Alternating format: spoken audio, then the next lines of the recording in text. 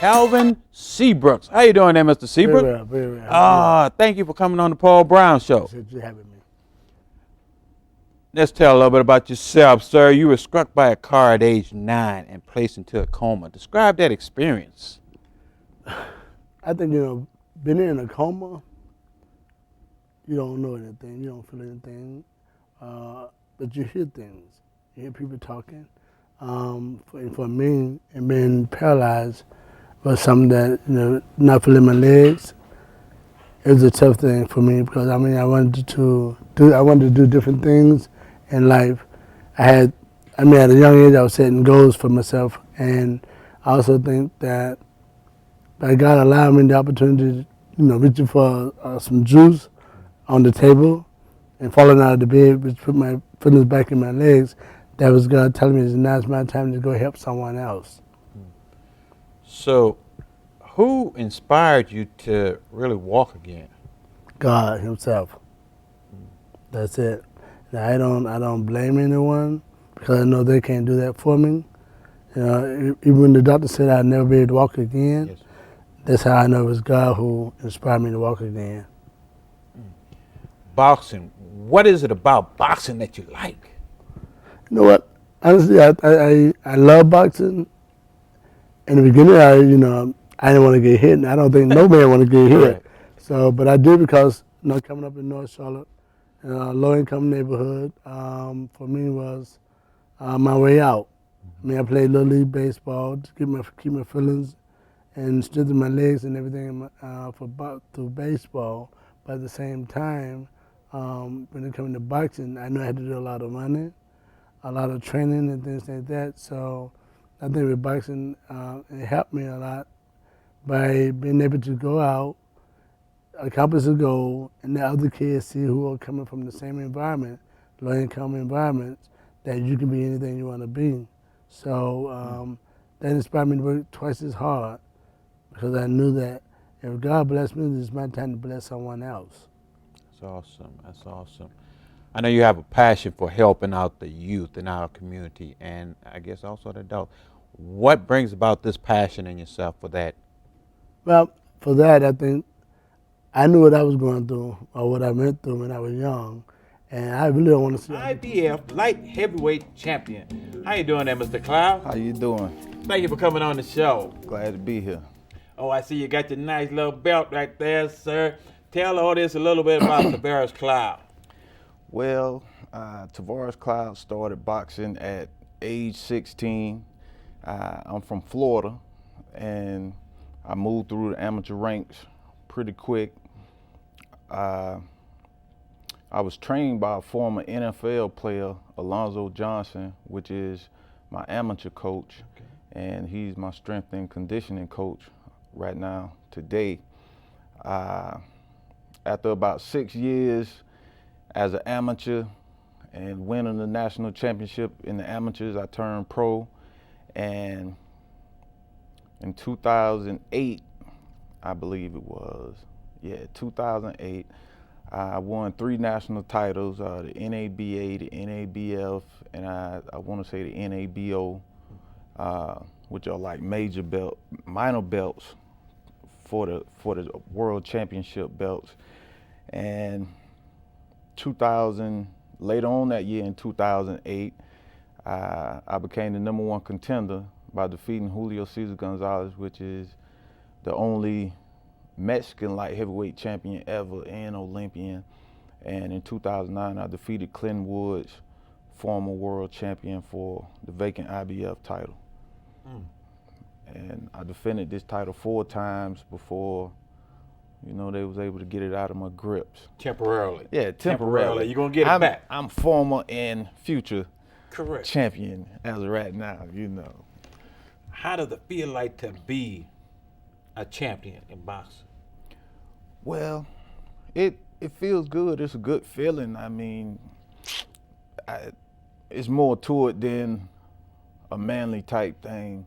It takes a lot to keep that belt. There's a lot that comes with it. It's pretty and, it's great for conversation, but it's a lot of hard work for that belt right there. Let's talk a little bit about your childhood. How was it like growing up for yourself? Well, growing up, I was raised by a single parent. My mom, Emma Smith. How you doing, Mom? And she raised me and my sisters and brothers by herself. It was 5 of us. And, you know, it wasn't the best, but my mom made sure all of us always had what we needed. You know, everybody's mentally strong. You know, I just thank God for my mom. It was rough times, you know. We moved around a lot of neighborhoods, a lot of different schools. And I mean, every fight I had, my mom right there front row. Why is it so?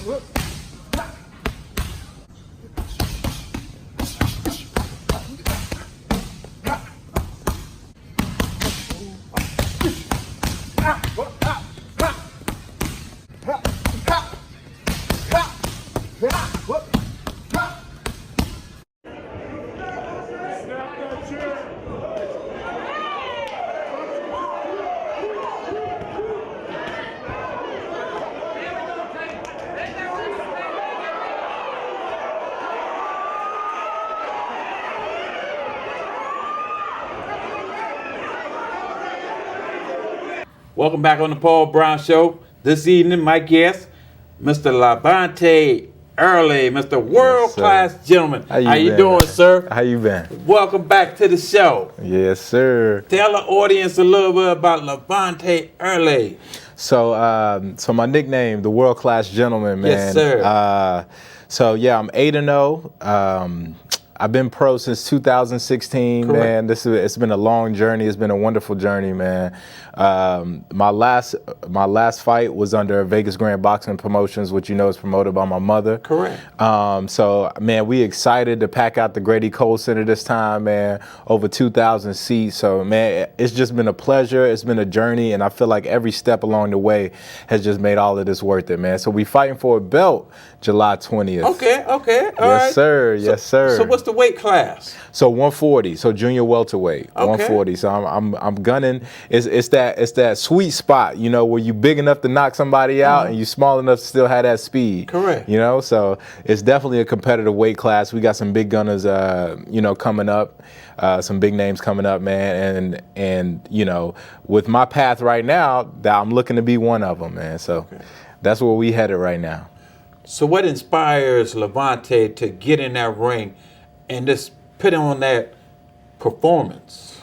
Man, what inspires me? I would say partially where I came from and where I know I can go. Okay. You know, I feel like that, you know, most of my drive and most of my inspiration comes from me wanting to inspire the ones around me. Correct. I realized a long time ago that it's bigger than myself. You know, it's bigger than me, man. Like my career is bigger than me. I do it for me and I do it for my family, but it's bigger than just me. It's about the people that I can reach and the lives that I can lift up in this thing. So that's what really inspires me to keep going, man.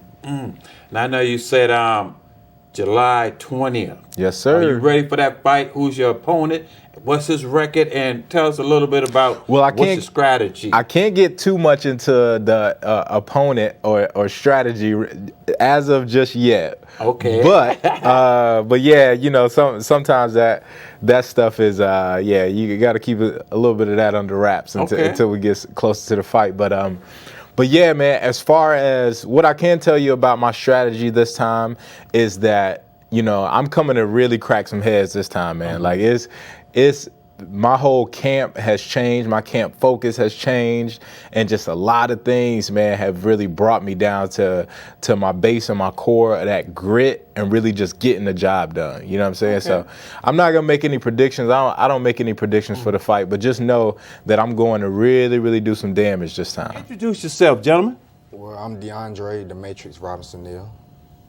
I'm Lavonte, the World Class Gentleman Early. I'm, Stevie, the Answer Massey. And I'm Willie Lump Lump Harvey. Okay.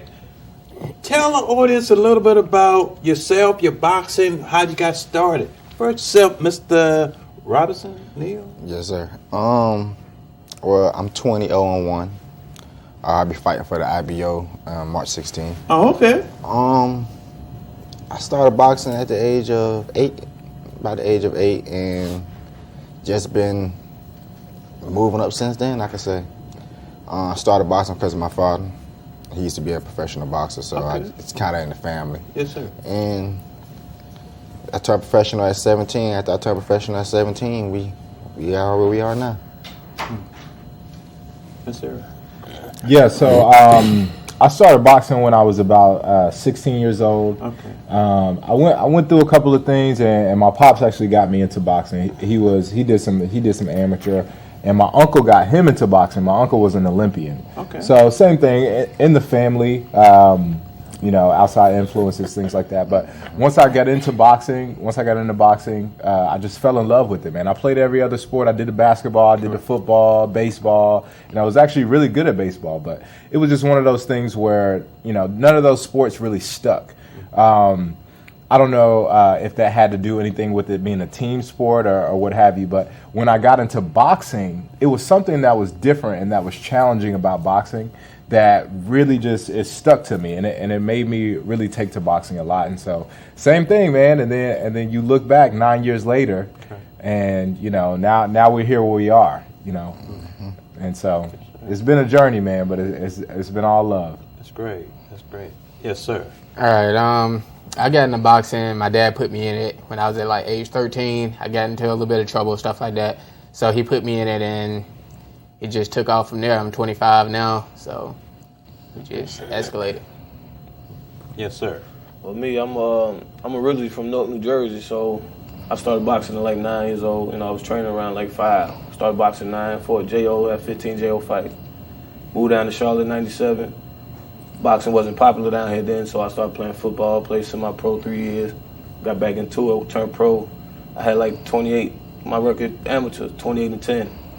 And I turned pro 2015. State champion New Jersey 2013. So after that, now I'm here still doing my thing. You know what I'm saying? And it was my father started me. He was a professional fighter, fought Bernard Hopkins, Johnny Beast McGivey for a lot of people. So I'm here now, making noise, heavyweight. Congratulations to each one of you gentlemen. Appreciate it. March 16th, 2019, Queen City Extravaganza. Oh yeah, it's going Center. down. 1610 North Tryon, Charlotte, North Carolina. Tell the audience what should they expect from each one of y'all about, and why should they come out there and support y'all? I guess I'll start that off. Go ahead, start that. Well, with me, I've always put on a show.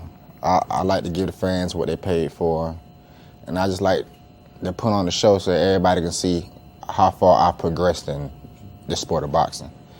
And each sport, as time goes, it elevates. So I just feel like I'm one of them people that helps elevate it. So I put on a great show. You'll love to see it. And I can attest to that too. You can? Vice versa.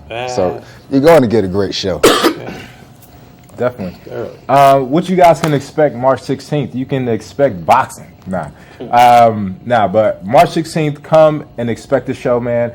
Me personally, in my bout, I'm always working on new things. I'm always trying to, change my approach. I'm always trying to add to my game plan. I'm always trying to mix things up. So I want to take a different attitude to this fight and a different approach to this fight and really bring that dog and that savage out in this fight. You know what I mean? And I want to really step into that realm and really dig deep for that. So that's what you can expect March 16th. That's what we headed towards. Okay. Yes, sir. All right, so March 16th, this is what you're going to expect from me. You ever watched Mike Tyson fight? Oh, you ever seen Mike Tyson? It didn't right? last long. All right, there you go. And it might not last long, but then again, going in there, what the other person going to bring, I'm not really sure. But like, if he can't take it, he out of there. Correct. He gone. Anybody that done spar with a fault, they're going to tell you I can hit. Okay. So Yeah, he can hit. when I hit you, you better act right. That's a You great. don't act right, you out of there. That's it. That's a good way to look at it. Well, Yes, see, with sir. me, March 16th, y'all expect, to see a fight this time. You know, I fought last time, 10-second knockout in the first round. You know what I'm saying? So hopefully this time will be a fight if they can stand their power, you know what I'm saying? So it's going to be a show. Now you got to think, it's a 10-second knockout, but the ref got to count to 10 for it to be over. Okay. So that just tell you how fast it went. Oh, man. His name is Lump Lump. Special guest. Her name is Miss LaVonda Early Stacy, and she's the boxing promoter of Vegas Grand Boxing Promotion. How you doing there, LaVonda? I'm doing wonderful, Paul, and thank you so much for having me back on the show. Thank you for coming on the show. For the viewing audience who have been under a rock for some time, tell the audience a little bit about yourself. Again, I am LaVonda Early Stacy, professional boxing promoter here in Charlotte, North Carolina. It's exciting to do what I do because it's now been Correct. a whole year. So you had us on here when we first started back in May of Correct. 2018. So I am the newest professional boxing promoter here in the Carolinas and excited about what we're doing so far. So what inspired you to want to become a promoter, a boxing promoter? My inspiration definitely comes from the connection of my son, Okay. Levante, the world-class gentleman, Early. So he is a professional boxer that started when he was, in his teens. So he's now 8-0. So what inspired me was the lack of opportunities that our fighters had in the Carolinas to be able to box professionally on a consistent basis. Now, I know you've been in it for a year. How would you compare your first promotion to where you're at right now? And what have you learned? I've learned a lot, Paul, a lot. The first thing that I can definitely say is I underestimated the cost. Okay. Yeah, I definitely underestimated the cost that it took to put on the professional show. So with that being said, I learned to definitely budget on how to budget properly. We were way over budget the very first time. So each time that I have a show, I'm learning more and more on how to, just bring in more people in on the, as a team instead of trying to do it all myself. And, in addition to trying to make it a little bit more financial, that financial decisions a little bit better. But I can tell you that within a year that we have grown, our crowd has gone from a couple hundred people to we seated 350 people at our last show, and it was a sellout. So, I could say we had about maybe a couple hundred at the Grady Cole Center, and now we have reduced that down to being at the Extravaganza. We reduced the size of the venue to Extravaganza, but we certainly added more to the show and more entertainment. So we had a sellout crowd the last show. And so I've learned a lot. I've learned how to work better with professional boxers. I've learned that they may not all just need a fight. Sometimes they just need a listening ear. So I have the patience. So I've learned more patience. And you're doing a great job, LaVonda. Thank you. Okay, why is it so important to have a team when you're doing this boxing promotion? Because you do an event like every other month. I know it has to be very challenging. It is very challenging to do a show every other month. So yeah, as soon as you drop the night of the show, you're dropping the flyer for the next show, and it just goes on from there. And I can tell you that the importance of having a team is organization and being able to organize and everybody playing their role and being in their place when they're supposed to be in the place. We always have a delay when, we don't have people in the right places. So our hiccups is just having people to stay in line longer than they need to stay in line because we don't have the people that in place that we need at the time that the doors open. So we've definitely worked on that and worked on some processes that would allow people to check in prior to get into the facility. So we are definitely incorporating some digital processes to help with that. So whereas we may not have the physical person there as a team, but we have, or we're putting together some digital components that would allow our check-in process to be a little bit better. Paul Brown Show. This evening, my guest will be Coach Al Simpson. He's with the Charlotte Boxing Academy. How you doing there, Coach Simpson? Doing fine, sir. Glad to be here. Glad to have you here. Tell us a little bit about the Charlotte Boxing Academy. The Charlotte Boxing Academy has been in existence for the last probably 25, 35 years.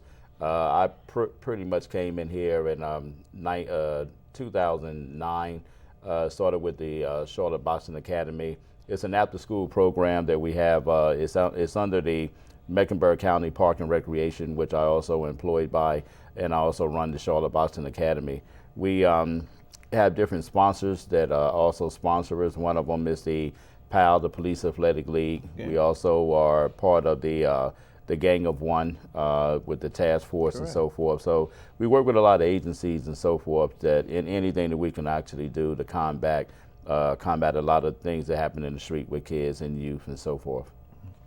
What inspired you to want to be involved with the boxing?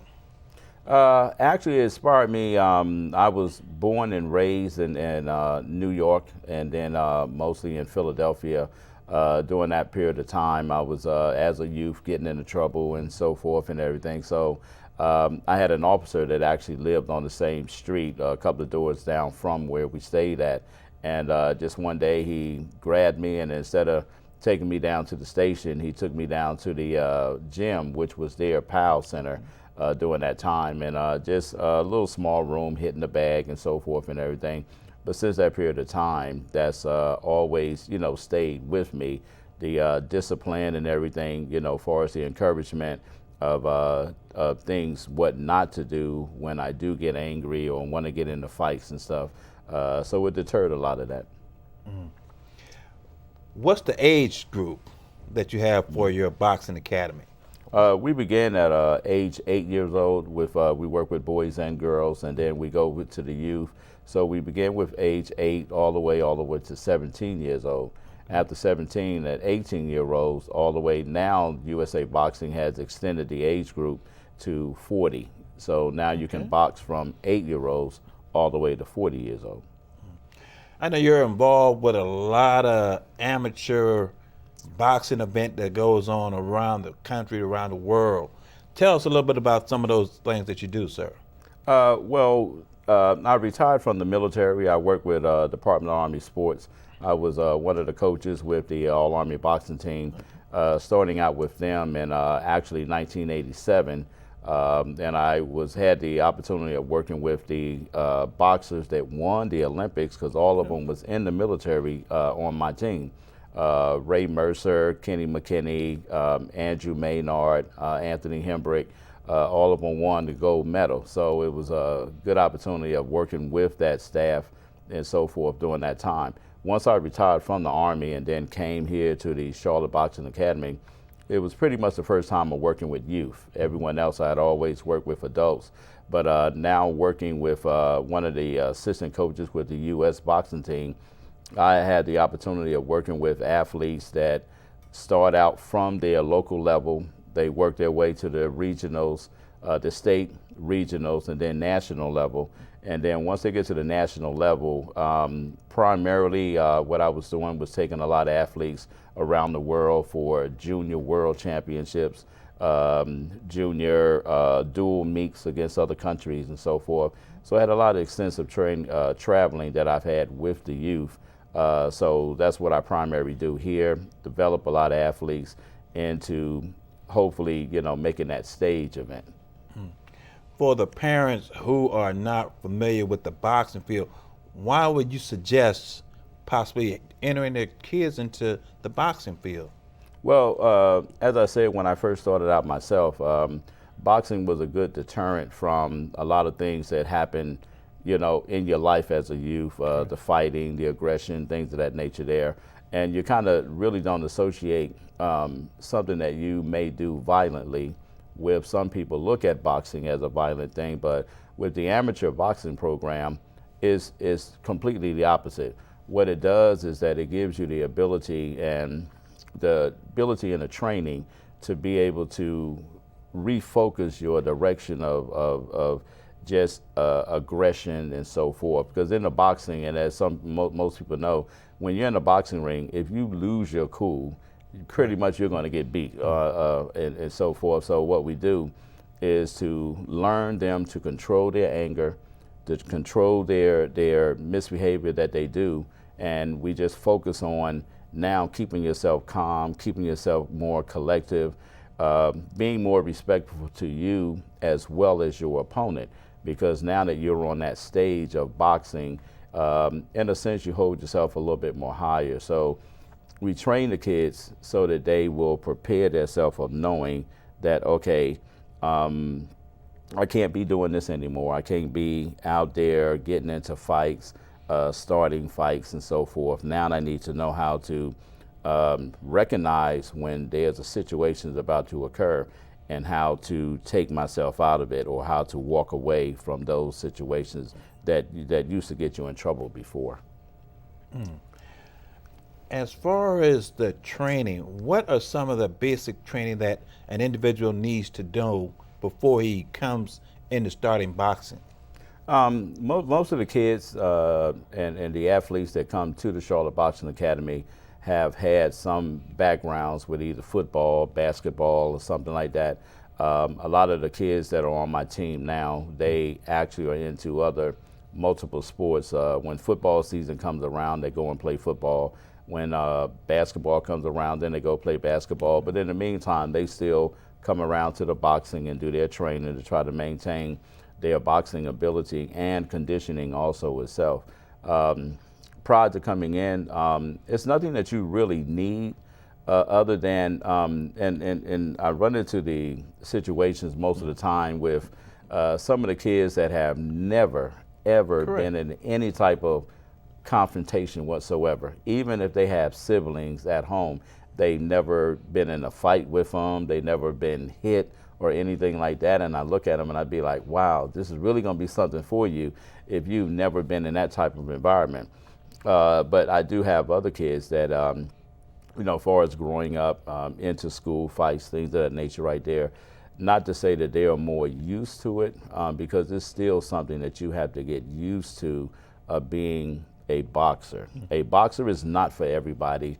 A lot of the kids that come in, we have a program with Park and Recreation that's our beginner boxing fitness class, which we teach the kids their fundamentals, conditioning, and also we talk to them about their behavior and so forth also as well. So it's a nice beginning program to get the kids out there from 8-year-olds to 16 can come out on Monday and Wednesdays, for the training.